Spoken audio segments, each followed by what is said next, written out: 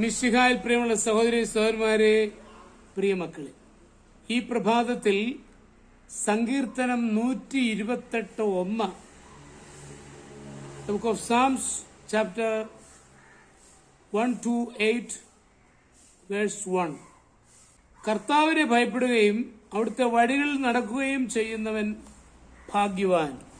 ഭയം അതിൽ തന്നെ നല്ലതോ ചീത്തയോ എന്ന് പറയാനാവില്ല. അപകടം വരുത്തി നമ്മെ നശിപ്പിക്കുമെന്ന ഭയമുണ്ട്. എന്നാൽ മറ്റു രീതിയിലുള്ള ഭയം നമ്മെ സഹായിച്ച് നാശത്തിൽ നിന്ന് രക്ഷിക്കും. ശരിയായി ഭയത്തെ ഉപയോഗിക്കുന്നതാണ് ആവശ്യം. യാതൊന്നിനെയും ഭയപ്പെടാതെ ജീവിക്കുന്നയാൾ അപകടത്തിൽ ചെന്ന് വീണ് നശിക്കും. ആരെയും ഭയപ്പെടാതെ ഇഷ്ടം പോലെ ജീവിച്ച ധൂർത്തപുത്രൻ അവസാനം നാശഗർത്തത്തിൽ പതിച്ചു. ജീവിത മര്യാദകളെ ഒട്ടും ഭയപ്പെടാത്തവൻ സമൂഹത്തിൽ വെറുക്കപ്പെടും. പകർച്ചവ്യാധിയെ ഭയപ്പെടാത്തവൻ രോഗിയായിത്തീരും. ശരിയായ ഭയം ആവശ്യമാണ്. തെറ്റായ രീതിയിലുള്ള ഭയം നമ്മുടെ കർമ്മശേഷിയെ ഇല്ലാതാക്കും. ധീരന്മാരെയാണ് ദൈവത്തിന് ആവശ്യം. കാനാൻ നാട്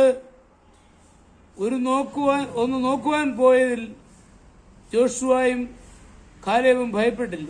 അവർ മാത്രമേ കാനാൻ നാട്ടിൽ പ്രവേശിച്ചുള്ളൂ. ദൈവഭയം നമ്മെ ഭാഗ്യവാന്മാരാക്കുമെന്നത് സങ്കീർത്തനം പറയുകയാണ്. കർത്താവ് തന്നെ ഭയപ്പെടുന്നവരോട് കരുണ കാണിക്കും എന്ന് വിശുദ്ധ കുർബാനയുടെ ക്രമത്തിൽ ഉണ്ട്. ദൈവഭയം നമുക്കുണ്ടെങ്കിൽ മനുഷ്യഭയം നമ്മിലുണ്ടാവുകയില്ല.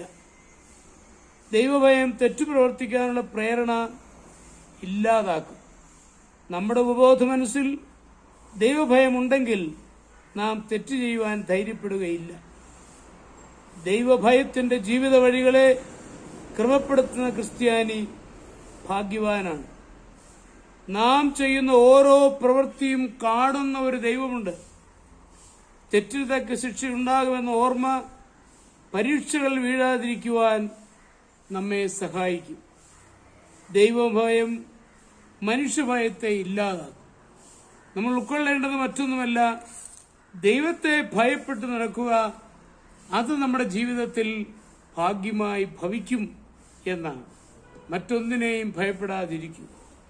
നമ്മുടെ കർത്താവ് മിശിഹായുടെ കൃപയും പിതാവായ ദൈവത്തിന്റെ സ്നേഹവും പരിശുദ്ധാത്മാവിന്റെ സഹവാസവും പരിശുദ്ധ അമ്മയുടെ മധ്യസ്ഥതയും നിങ്ങളെല്ലാവരോടും കൂടി ധാരാളമായിട്ടുണ്ടായിരിക്കട്ടെ, എപ്പോഴും എപ്പോഴും എന്നേക്കും.